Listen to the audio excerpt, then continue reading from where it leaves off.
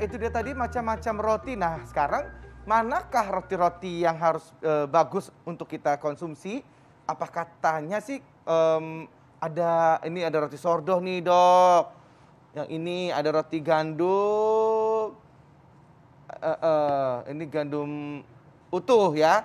Ini roti gandum ala-ala. Ini roti tawar. Ada croissant. Yang ini croissant.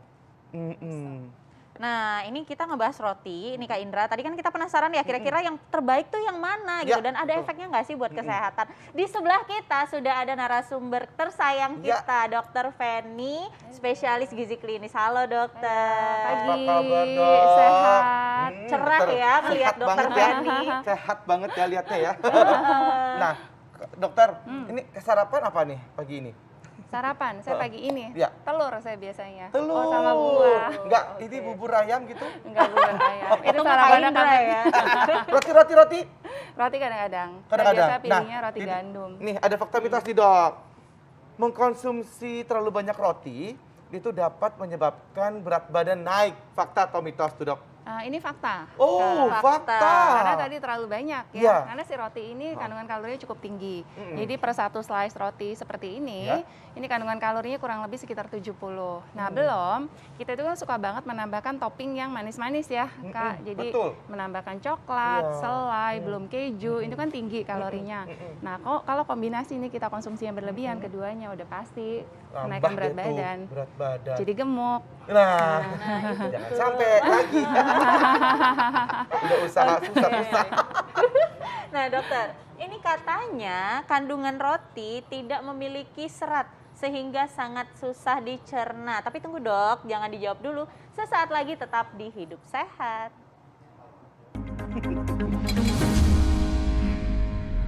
Ya, pemirsa Hidup Sehat masih dalam acara kesayangan kita Hidup Sehat. Masih bersama Dokter Feni membahas mengenai roti. Nah, tadi ada pertanyaan yang belum dijawab nih, Dok.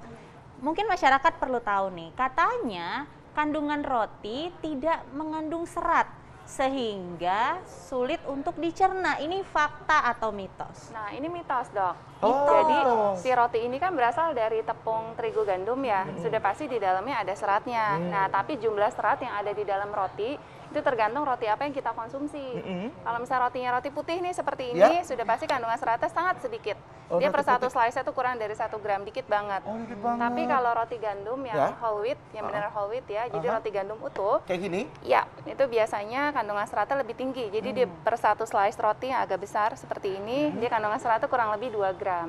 Gimana juga di antara ini dan ini dok, yang ini ini kan lebih mudah didapatkan kan, kandungan seratnya gimana dok? Mungkin kalau seperti ini lebih rendah ya, yang lebih tinggi seperti ini. Nah lebih tinggi lagi yang whole grain, ya, jadi whole wheat, whole grain yang ada biji-bijian, karena dikombinasi dengan biji-bijian, dia kandungan seratnya pasti jauh lebih tinggi. Dan juga roti yang seperti ini kandungan zat gizinya pasti lebih baik. Jadi ada kandungan vitamin B-nya, lalu zat besi, zinc, magnesium, itu lebih baik. Untuk kalorinya sendiri? Untuk kalorinya sendiri kurang lebih hampir sama. Jadi mau roti putih, roti yang whole wheat, whole grain, kurang lebih mirip-mirip, hampir sama. Tapi memang si roti putih ini memang lebih tinggi untuk kandungan si gula dan karbohidratnya, sama seratnya lebih rendah gitu. Oh gitu, jadi lebih baik untuk yang diet mungkin? Yang diet tentu saja harus memilih yang whole wheat atau whole grain. Kenapa? Karena serat yang lebih tinggi akan memperlambat pengosongan lambung. Sehingga akan membuat kita kenyang lebih lama gitu. Baik dok, nah ini dok, terkait dengan diabetes dok. Ini banyak nih orang yang menderita diabetes tapi masih suka makan roti.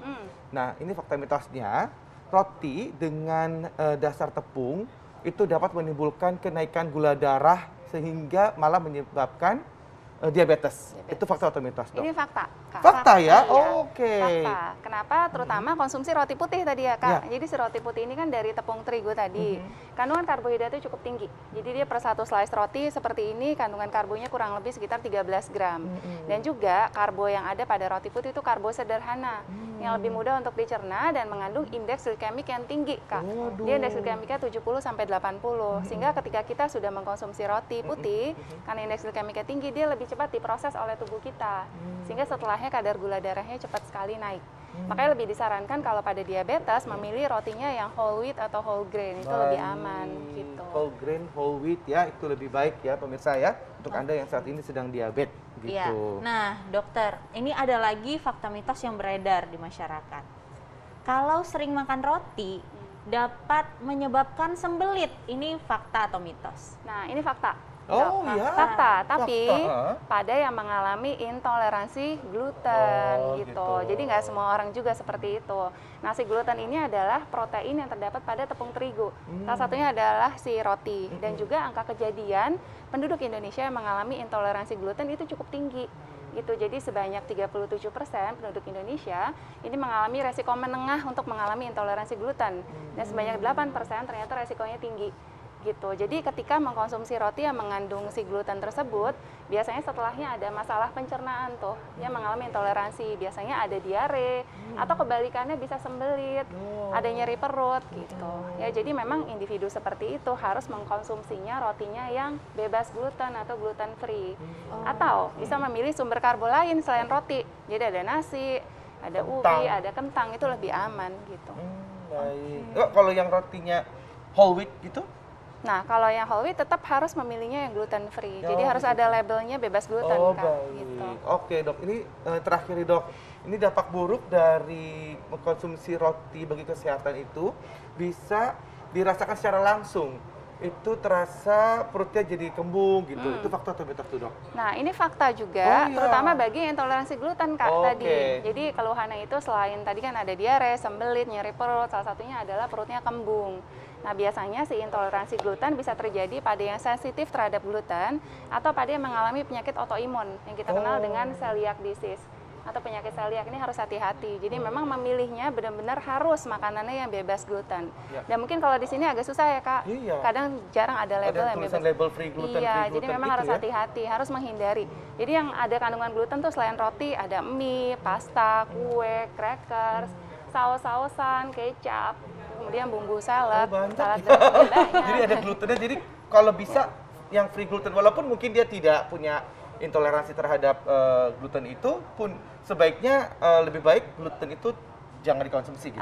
Enggak sih, Kak. Enggak Jadi juga? kalau misalnya nggak intoleransi, sebenarnya aman-aman aja untuk Oh, mengkonsumsi gitu. gluten gitu. Jadi untuk tahu mungkin bisa berkonsultasi dengan dokter ketika mengkonsumsi roti ternyata ada masalah pencernaan, mungkin bisa diperiksakan. Oh, baik. gitu. Nah, sebenarnya gluten itu apa sih, Dok? Ini masyarakat perlu tahu nih, Dok. Jadi gluten itu Saya juga adalah perlu tahu. protein yang ada di dalam si roti, yang ada di dalam si tepung terigu. Terbuat gitu dari apa sih tepatnya. protein itu, Dok? sih? Jadi memang si biji-bijian gandum yang pembuat roti, si tepung terigu gandum itu memang mengandung si protein yang membuat si roti ini ketika dibuat jadi kenyal gitu loh, Kak. Oh, Gitu. itulah dia si glutennya ya. Iya, membuat jadi kenyal. Jadi harus si glutennya itu diambil supaya beberapa individu yang intoleransi Oh, itu oke. aman. Oh, gitu. Makanya kenapa gluten kan kayak glue gitu ya? Jadi Lengket-lengket biasanya kayak glue, mereka kayak kalau lem. yang gluten free itu dia tidak menggunakan tepung gandum, mungkin tepungnya bisa tepung beras atau tepung jagung gitu Oh, atau tepung baik. almond, itu lebih aman. Oh, gitu. Oke, nah Dok, ini bikin penasaran mungkin pemirsa dari tadi nih ya. Di depan kita kan udah ada jenis-jenis roti nih, Dok. Ada sourdough, ada gandum utuh ya, ada gandum Gandum ala-ala. biasa, ya, ada roti tawar dan Ada ada croissant. Croissant. Oke. Croissant. Nah, di antara semua roti ini, Dok, mungkin perlu ditekankan kembali. Jadi yang mana yang paling baik dikonsumsi? Baik, nah jadi tergantung. Jadi konsumsi roti ini sebenarnya aman untuk kesehatan, asalkan sesuai kebutuhan dan Ya. jangan berlebihan. Ya. Dan juga disesuaikan dengan kondisi masing-masing. Untuk yang sehat mungkin bisa untuk roti putih ini aman, tapi asalkan jumlahnya sesuai. Tapi Oke, bagi jumlah yang sesuai itu berapa slice, Dok, sehari? jumlah sesuai, mungkin kalau untuk sarapan pagi cukup satu tangkap. Satu tangkap. Ya, Satu jadi tangkap satu itu tangkap ini, itu mungkin 2 segini. slice roti. Emang nggak pernah tahu satu tangkap segini, Bu? Ini satu tangkap. Oh, berarti 2 roti ya? Iya, Tapi roti. hati-hati Ya. sih selainnya, si toppingnya. selainnya. Nah, Jadi itu jangan terlalu toppingnya. yang manis-manis, yang Oh. coklat. Mungkin amannya bisa tambahkan telur, kemudian Nah. tambahkan sayuran. Kayak dibikin sandwich telur Yang itu dicelur, cukup aman bebek untuk itu pagi. dibanding dengan selai-selai yang manis-manis ya, Dok? Iya, benar, Oh, setuju. oke. Kalau Nah, dibakar, Dok? kalau dibakar boleh. Boleh. Ya. Asal Oh. jangan terlalu gosong. Jangan terlalu gosong Jangan karena terlalu gosong. itu yang gosong-gosongnya itu Ya, yang bikin hitam-hitam. masalah ya, Dok? Ya, terus kalau yang bagi penderita diabetes tentu tidak boleh mengkonsumsi roti putih ini, mungkin lebih bisa dipilih roti yang whole wheat atau whole grain. Nah, yang Karena ini. lebih aman, karena kandungan seratnya lebih tinggi. Pasti bisa membantu mengontrol kadar gula darah. Kemudian bagi yang intoleransi gluten, Ya. boleh memilih yang rotinya yang gluten free Atau bisa memilih sumber karbohidrat lainnya tadi seperti nasi atau kentang atau ubi, itu lebih aman. Tapi tetap harus dikombinasi dengan jenis makanan lain supaya asupan makanannya seimbang. Jadi jangan roti aja setiap hari gitu, Kak.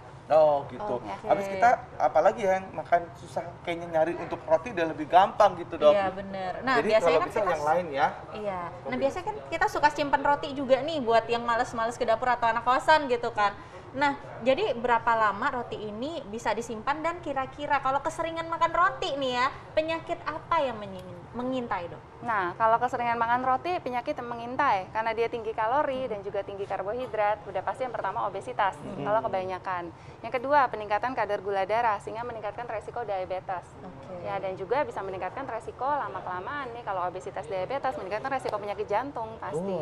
Gitu. Jadi harus hati-hati dan berapa lama tergantung dari si rotinya ya. Biasa kalau kita beli roti kan suka ada tuh tertera expired date-nya sampai tanggal berapa, itu bisa dilihat di masing-masing kemasan, tapi biasanya ini mungkin bisa tahan sekitar 2 sampai 3 hari ya. Baik dok. Baik dok, terima kasih banyak dok atas Terima kasih. informasinya. Artinya kita jangan terlalu sering makan roti juga, harus dikontrol juga dan juga kombinasikan dengan makan makanan yang lain juga ya. Pagi-pagi misal nasi gorengnya tapi dengan apa namanya? Kenapa sih dok? Kok ketawa sih dok? Mungkin shirataki, mungkin nasi merah atau di apa namanya minyaknya juga bukan minyak yang mengandung apa dok? Mengandung gluten. Minyak yang sehat gitu ya dok? Iya. Kan dok saya lagi belajar dok ya dokter nih biar pinter gitu. Baik, terima kasih banyak dok. Iya, Terima kasih dok. Nah Kak Indra, sesaat lagi nih kita masih punya bahasan lain. Jadi kalau misalnya pemirsa di rumah ngerasa mudah lelah, nah padahal tidur cukup, istirahat cukup, makan cukup, jangan-jangan ada penyakit apa yang mengintai? Itu aku banget itu. Oh Sekarang ya? aja aku udah lelah nih. Waduh, Aku kita bahas ngantuk nih. sebentar lagi Kak Iya. dengan narasumber kita. Tetap bersama kami di Hidup sehat.